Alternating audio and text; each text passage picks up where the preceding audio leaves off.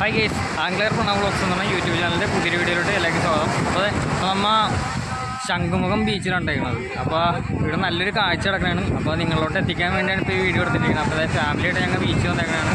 ഇതാട്ടെ wife പിന്നെ hi ഉണ്ട്. അപ്പോൾ ഇതാണ് ആ വ്യൂ.